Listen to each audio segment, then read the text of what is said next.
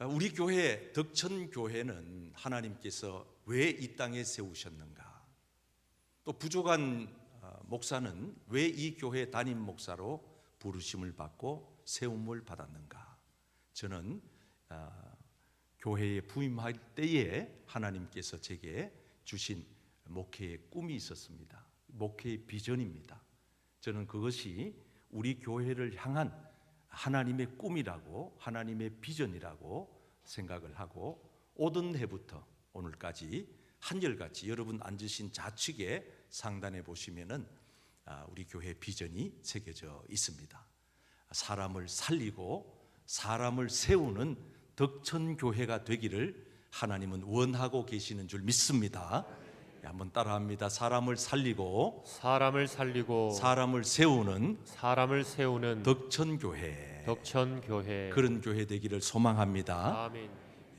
이러한 교회를 세우기 위하여 하나님이 제게 주신 실천 목표, 어떻게 해야 사람이 살고 사람이 세워지는가, 이 세 가지 실천 목표를 주셨는데, 첫째 한번 따라해 보실까요? 치료하는 교회. 말씀과 기도로 치료를 잘 해서, 그래서 이 교회에 많은 성도님들을 세우고 살리자는 그런 취지입니다. 두 번째는 양육하는 교회. 따라합시다. 양육하는 교회. 교회만 나오면 안 됩니다. 양육을 받아야 돼요. 훈련받고 교육받고, 그래서 아주 골고루 전인적으로 구원받은 성도의 생활을 해야 그게 행복하지. 주일날만 반짝 교인 행세하고 세상에 나가서는 안 믿는 사람같이 살면 어렵습니다. 그래서 양육이 필요한 거지요. 마지막 세 번째는 선교하는 교회. 시작.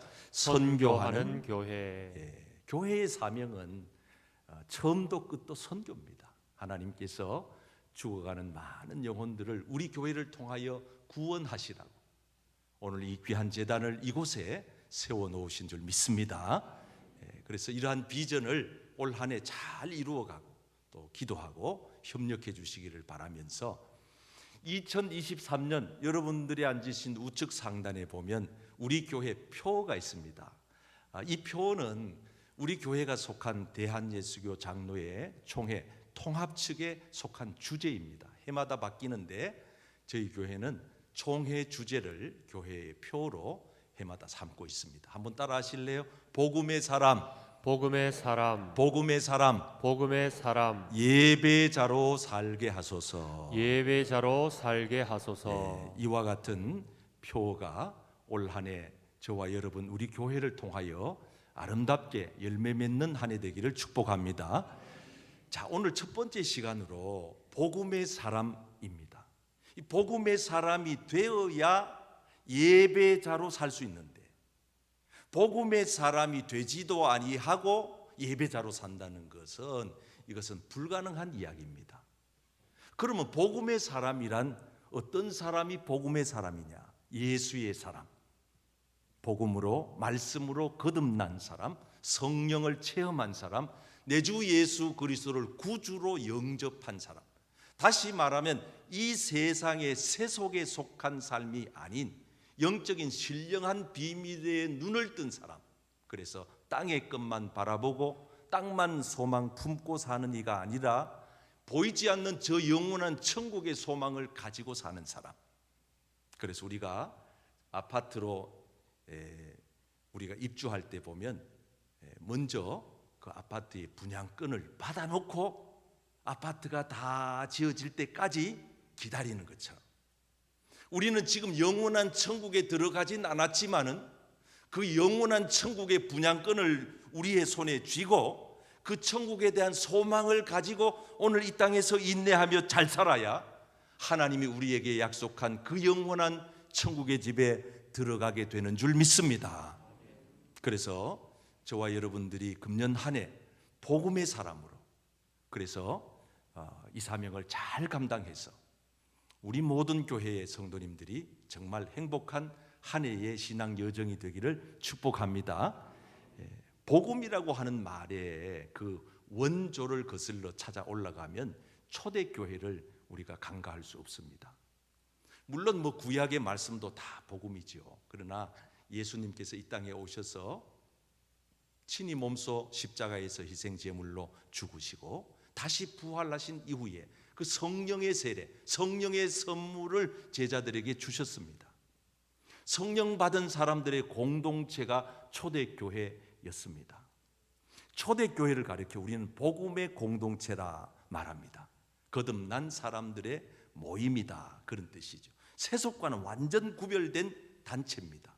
그래서 초대교회의 이 복음의 공동체의 모습을 우리가 잘 연구해 보면 오늘 2023년 복음의 사람으로 어떻게 살 수 있는가를 깨닫게 됩니다.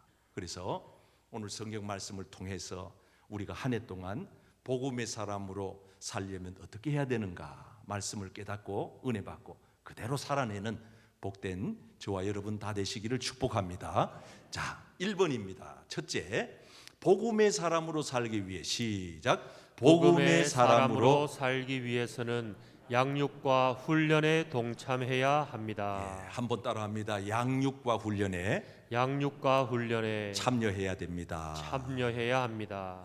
성경 말씀 보실까요? 같이 읽겠습니다.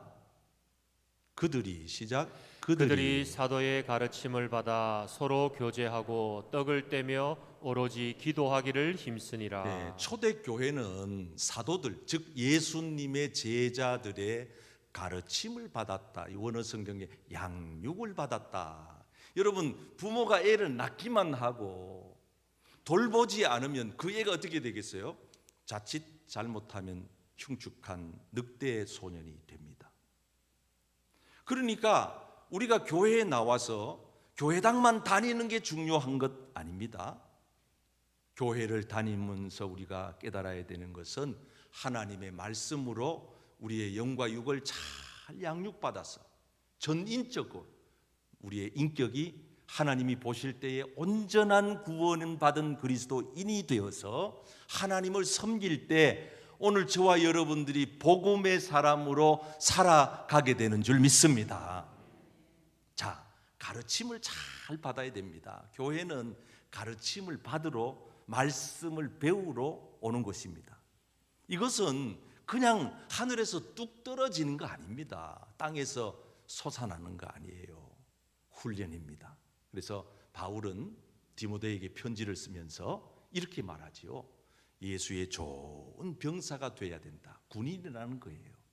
여러분, 군인은 자유분방하게 살던 그 남자 청년들이 국가의 국방의 의무를 부여받아서 그 군대에 입대하는 순간 애들이 완전 달라집니다. 걸음걸이, 마음가짐, 말하는 언어, 식습관 완전히 달라집니다. 첫 휴가 왔을 때 이게 내 아들인가 착각했다 그래. 내 친구 목사님은 얘가 이렇게 달라져 버렸네요. 몇 개월 만에 이렇게 달라질 수가 있습니까? 왜 달라질 수 있었을까요? 훈련입니다. 규칙적인 훈련, 계속된 학습을 통하여 사람이 완전히 달라져 버리는 거예요. 그래서 교회에 나와서 예배만으로 만족하면 안 돼. 훈련을 받으셔야 돼요. 무슨 훈련이든지 좋습니다. 그것이 제자 훈련이든지, 그것이 무슨 1:1 제자 양육 훈련이든지, 전도 폭발 훈련이든지, 바나바 사역이든지, 새가족 훈련이든지 계속 훈련을 받아요. 그래서 훈련을 통하여서 우리는 영적으로 거장이 되고 영적으로 성장하게 되고 큰 힘을 부여받게 되고, 우리가 이 세상에 나갈 때는 훈련받은 영적 군인으로 나가 싸울 때 악한 원수 마귀 사탄이 한 길로 왔다 7길로 싹 물러가는 것입니다. 근데 우리는 그냥 훈련 없이 왔다 앉아서 그냥 졸다 가면은요, 예수님 뭐라 했습니까? 하이코야, 큰일 났다, 걱정이 태산이네. 내가 너들을 보내는 것이 양떼를 이리 가운데 보내는 것하고 같으니 어쩌면 좋노. 예수님이 탄식하셨던 내용입니다. 우리가 사는 세상은 이리 때가 득실거린다, 늑대 때가 득실거린다. 천사의 광명한 탈을 쓴 마귀 사탄 귀신이 득실되는 이 세속의 문화에 던져지는 크리스찬들이 어떻게 이겨낼 수가 있느냐? 복음으로 살아낼 수 있는 재간이 있습니까? 훈련 없이는 안 되는 거예요. 그래서 올해부터 우리 교회가 수요일 저녁 예배 시간에는 전 교인을 대상으로 양육훈련 과정을 시작하려고 그래요. 구체적으로 제자훈련 과정도 개설하려고 하는데, 우리가 차근차근 진행할 때 여러 성도님들이 마음에 소망을 품고 계시다가 이 일에 적극 참여하여 여러분들이 올 한 해 영적인 성장의 기쁨이 있는 한 해가 되기를 축복합니다. 자, 우리가 이 훈련을 받을 때 훈련 과정이 있어요. 우리가 대학에 입학을 하면 고등학교까지 배웠던 학습 과정과는 전혀 다른 내용들을 접하게 돼요. 그래서 고등학교 때는 없던 전공 필수라고 하는 과목이 생기고, 또 내가 선택해서 듣고 싶은 거는 들을 수도 있고 선택 안 하면 안 들을 수 있는 선택권도 주어져요.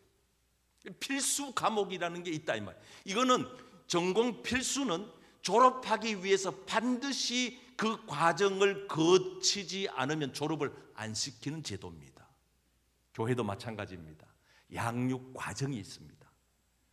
초대교회는 이 양육 과정을 예수님의 직계 제자들이 아주 철저하게 가르쳤습니다. 한번 보실까요? 먼저 첫 번째로 거쳐진 과정이 십자가에 못 박은 예수입니다. 다시 말하면 우리식으로 이걸 재해석한다 그러면 십자가 복음. 한번 따라 하실까요? 십자가 복음. 십자가 복음. 십자가 신학. 십자가 신학. 십자가 신학은 대단히 중요한 신학이에요. 우리나라에 가장 부족한 신학이 뭐냐? 십자가 신학이에요. 반대로 우리나라에서 제일 환대받고 인기 끄는 신학이 뭐냐? 번영 신학이에요. 교회 나오면 부자 된다, 암병 고친다, 승진한다, 합격한다, 출세한다, 땅 사면 땅값 올라가고 집 사면 집값 올라가고 교회 나오면 대박이 터진다. 번영신학의 핵심 내용입니다. 그래서 한때는 우리 한국 교회가 이 이야기로 많은 성도들을 눈을 가리고 교회로 끌어모으는 데는 성공했습니다. 그래서 세계 50대 대형 교회가, 전 세계 50대 대형 교회가 한국에 있다 그러잖아요. 얼마나 대단한 겁니까? 번영신학.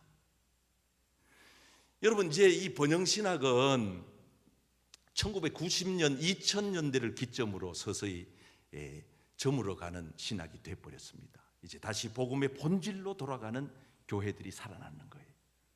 여러분, 교회에 와서 십자가 신학, 십자가 복음으로 다시 한번 여러분들이 영적으로 재무장하시기를 축복합니다. 십자가 십자가 십자가 십자가, 내가 처음 볼 때에 십자가라고 하는 것은 신비로운 능력이 있는 것입니다. 과거 예수님이 이 십자가를 지기 전까지의 로마에서 십자가 형은 이 죄인 중에 가장 극악한 죄수들을 처형하는 사형법이었습니다. 그래서 그 사람들을 가장 잔인하게, 가장 고통을 주면서 죽이는 방법이 십자가에다가 못질해가지고 죽여서 피를 다 빼고 물 다 빼고 오랫동안 고통을 겪게 만들어서 사형틀이었습니다. 그러나 예수님께서 그 십자가를 지고 난 이후에 십자가는 달라졌습니다. 기독교를 상징하는 심벌이 됐습니다. 십자가는 저주의 대상이 아니라 희망의 대상이요, 구원의 대상이요, 생명의 능력을 주는 그 십자가가 우리에게 기독교의 정신으로 자리매김을 하게 되었습니다. 그래서 우리는 이 십자가로 무장하지 않으면 이 말세에 우리 성도들이 살아낼 재간이 없어요. 우리 교회는 십자가로 하나가 되고 십자가 튼튼히 단단히 붙잡고 날마다 이기며 나가세, 머리에 면류관 쓰고서 주 앞에 찬양할 때까지 십자가를 단단히 붙잡는 올 한 해가 되기를 축복합니다. 자, 계속되는 말씀을 보십시오. 그리스도론입니다. 이걸 우리는 가리켜 기독론이라고 합니다. 초대교회는 그리스도가 그리스도 된 교회입니다. 다시 말합니다. 그리스도라고 하는 말은 구약식으로 메시아입니다. 메시아라고 하는 말의 뜻은 기름 부음을 받았다는 뜻입니다. 그래서 칼빈은 26살 때 그가 아주 유명한 역작 책을 하나 남기는데 기독교 강요라고 하는 책을 쓰면서 4가지 챕터로 주제를 나누어서 설명합니다. 첫째, 신론. 하나님은 누구신가? 성부론입니다. 성부 하나님은 어떤 분이신가? 그 다음에 2번째 쓴 내용이 기독론입니다. 성자 예수님에 관한 이야기입니다. 예수님은 어떤 분이신가? 어떤 일을 하시나? 우리는 예수님 왜 믿어야 되나? 3번째는 성령론입니다. 성령은 어떤 사역을 하시는가? 어떤 역할을 하시는가? 마지막 4번째 챕터에서 교회론을 쓰면서 오늘날의 교회가 나가야 할 방향을 그는 제시합니다.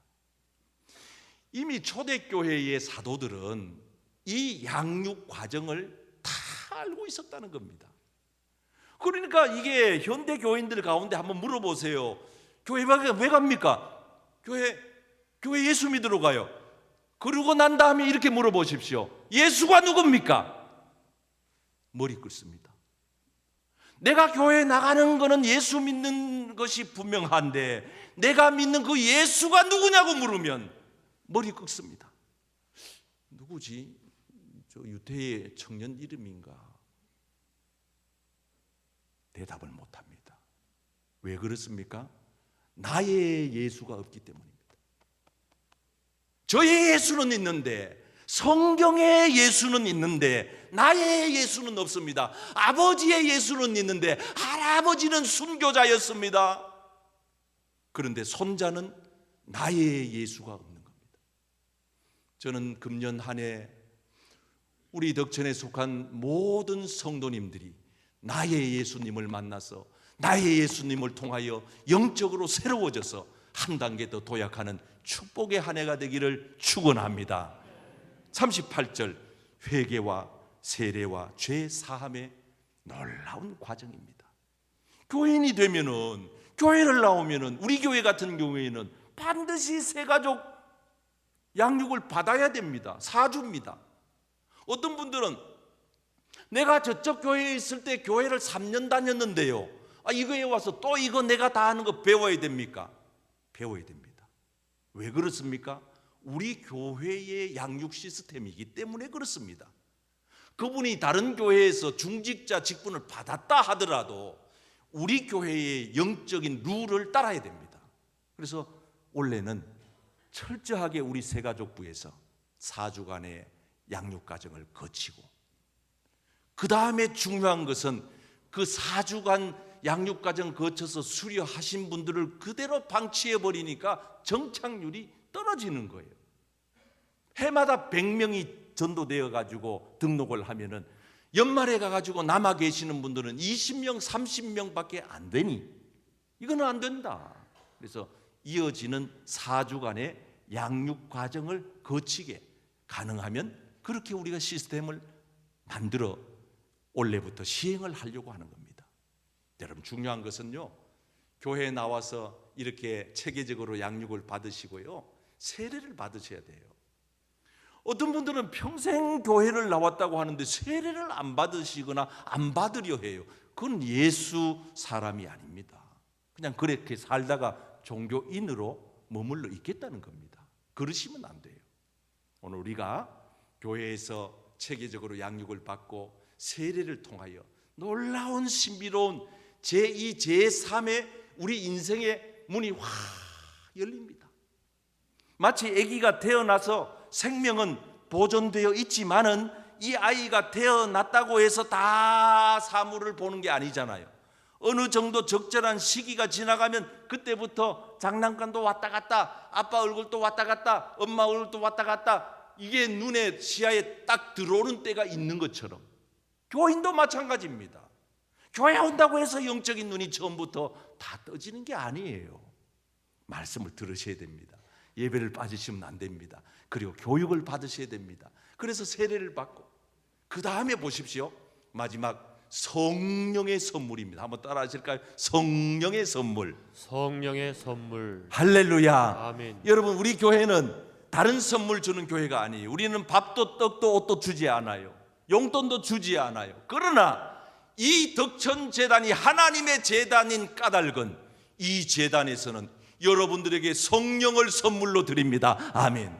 누가요? 목사가요? 그런 사이비 이상한 소리 하지 마세요.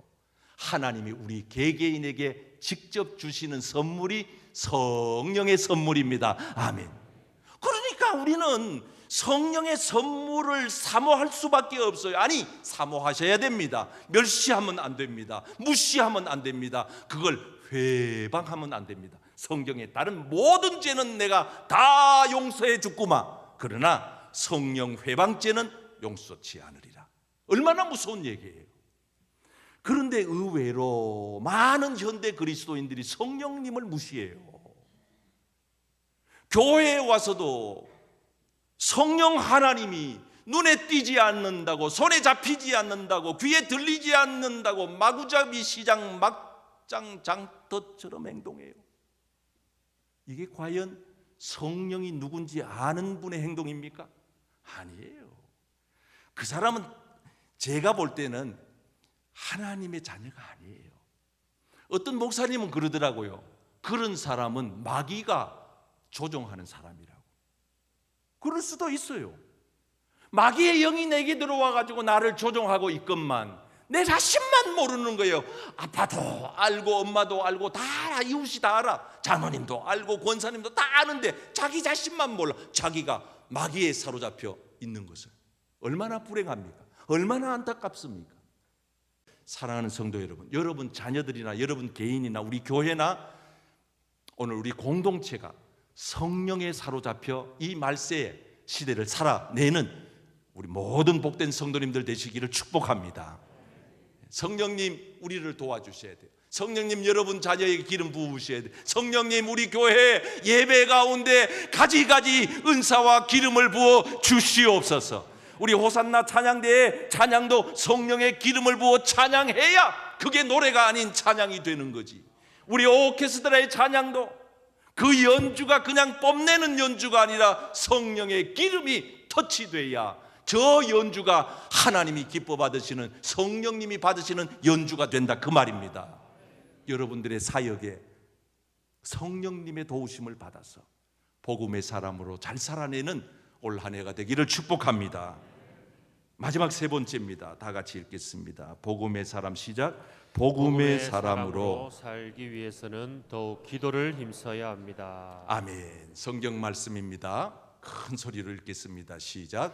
그들이 사도의 가르침을 받아 서로 교제하고 떡을 떼며 오로지 기도하기를 힘쓰니라. 아멘.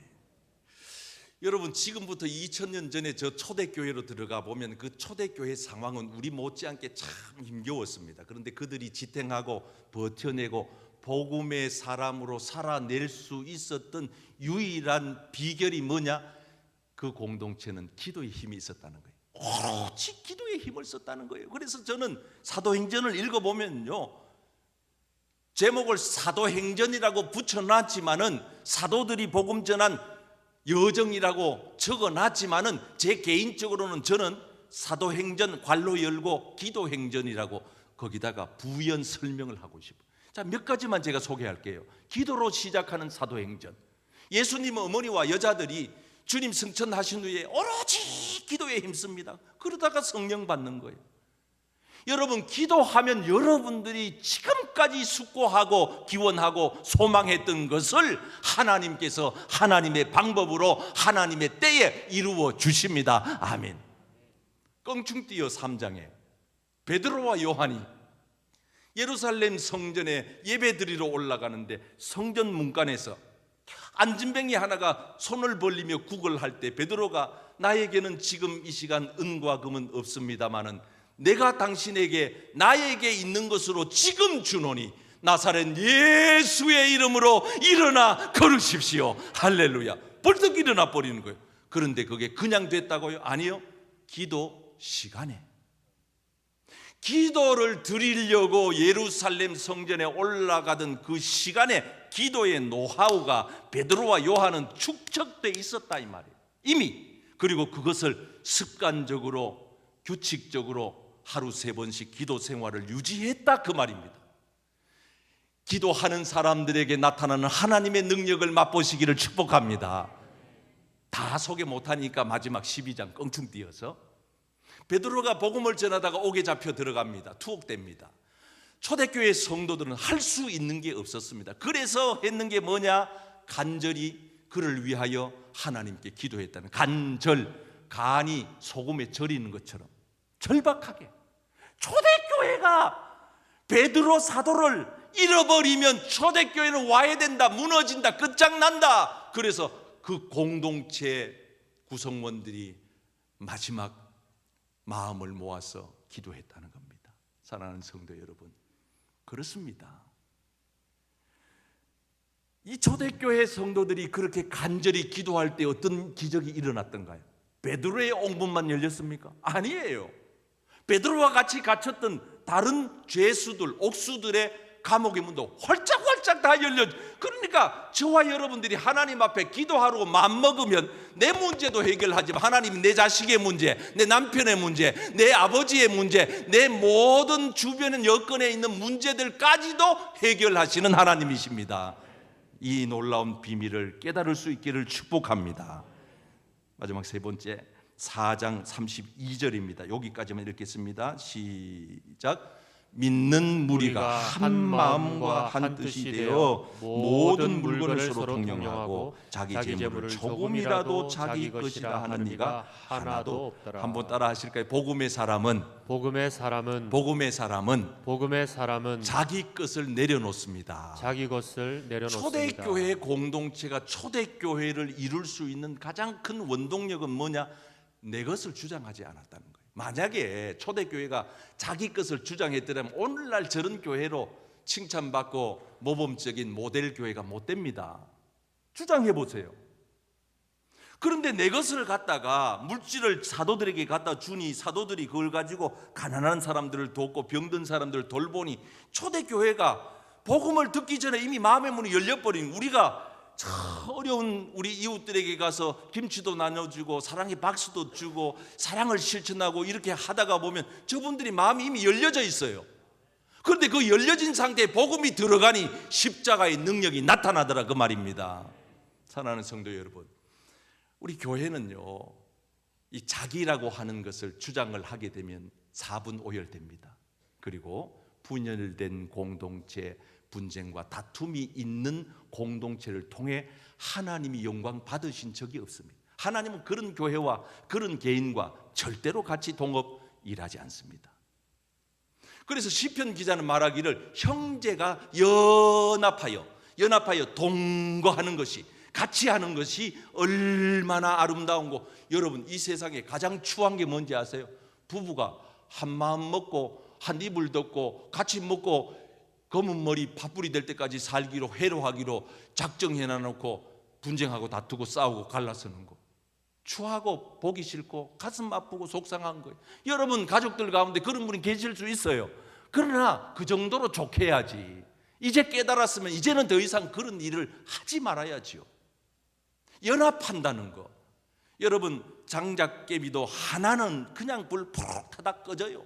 그러나 이게 2개가 되고 3개가 되고 자꾸 모여지면은요 화력이 엄청나게 나타납니다. 저 옛날에 그 징기스칸이라고 하는 저 몽골의 지도자는요 정복력이 매우 강한 사람 아닙니까? 우리가 호불호가 있겠지만은 그래도 그 정신을 한번 보세요. 한 번은 7 아들을 갖다가 데려다 놓고 그 아들들한테 마지부터 막대기 하나씩 주면서 이 막대기를 한번 부러뜨려 보라고. 그러니까 마지가 탁, 둘째도 탁, 다 7명이 다 부러뜨린 거예요. 이번에는 아버지가 이 7개의 막대기를 갖다가 줄로 묶어가지고 한 데다가 묶어가지고 하나씩 주면서 이거 한번 부러뜨려 보라고. 그러니까 툭 안 돼. 둘째도 안 돼. 셋째도, 7째 다 안 돼. 그때 이 징기스칸이 아들들에게 한 말입니다. 이렇게 얘기했어요. 너희들이 뭉치기만 하면 아무도 건드릴. 그래서 이 몽골이 징기스칸의 정신이 무서운 겁니다.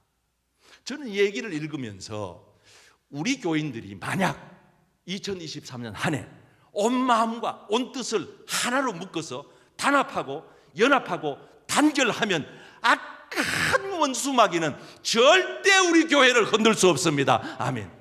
여러분 개인도 마찬가지고 여러분 가정도 여러분 회사도 마찬가지입니다. 분열하고 다투고 분쟁하고 싸우고 그거는 악한 원수마귀가 가장 잘하는 최고의 전략 기술이에요. 그리고 마귀 사탄이 들어가면요 분쟁 안 하는 가정이 없고 안 싸우는 회사가 없고 교회들마다 평안한 교회가 없는 거예요. 평화를 가져다 오시는 분은 성령 하나님이시고 그 하나님이 우리에게 주시는 선물이신데 악한 영은 우리로 하여금 평화를 빼앗아 갑니다. 그래서 나는 그런 의미에서 날마다 내가 기도하지만은 저 우크라이나를 1년 동안 침공하고 있는 저 러시아의 푸틴 같은 저런 사람은 저거는 사탄 마귀 귀신의 괴수예요. 괴수. 내가 볼 때는 그래요. 어떻게 한 사람의 소중한 생명을 파리보다 더 못하게 여기느냐 이 말이에요. 아빠를 잃고 엄마를 잃고 할아버지 할머니를 잃고 거리를 병행하는 그 우크라이나의 그 어린 자녀들 보았습니까? 마실 물도 없어가지고 먹을 양식이 없어가지고 이 추위에 벌벌 떠는 저 나라 국민들을 보았습니까? 저 우크라이나에 주어진 현실이 어찌 남의 일이란 말입니까? 불과 70년 전에 대한민국의 실상이었습니다. 우리나라도 6.25 사변 때 똑같았습니다. 우리는 사실 이 전쟁이라는 걸 겪어보지 못한 세대라서 듣고 보고 배워서 이렇게 그냥 비동적으로 간접적으로 이렇게 전하지만은 여기 70세 넘으신 어르신들은 정말 이게 지금 뼈에 사무치는 아픔이 전쟁 아니었습니까? 다시는 전쟁이 일어나면 안 된다. 사랑하는 성도 여러분, 우리 교회를 비롯하여 한국 교회가 다시는 전쟁이 일어나서는 안 될 줄 믿습니다. 그러므로 우리 교회, 한국 교회는 깨어 기도해야 됩니다. 북한의 무인기가 청와대 앞에 와서 빙빙 돌다가도 우리는 그것을 잡아내지 못했습니다. 국방력으로 이겨낼 수 있다고요? 경제력으로 막을 수 있다고요? 천만의 말씀입니다. 아무리 뛰어난 위대한 지도자가 나타난다 해도 하나님이 도와주셔야 됩니다. 아멘. 사랑하는 성도 여러분, 올 한 해는 복음의 사람으로 살기 위하여 여러분 스스로가 다짐하십시오. 양육과 훈련에 동참하겠다고, 더욱 기도하기를 힘써 보겠다고, 한 마음과 한 뜻으로 단합하여 우리 교회가 든든히 서가는 그런 축복된 한 해가 되기를 예수님의 이름으로 축원합니다.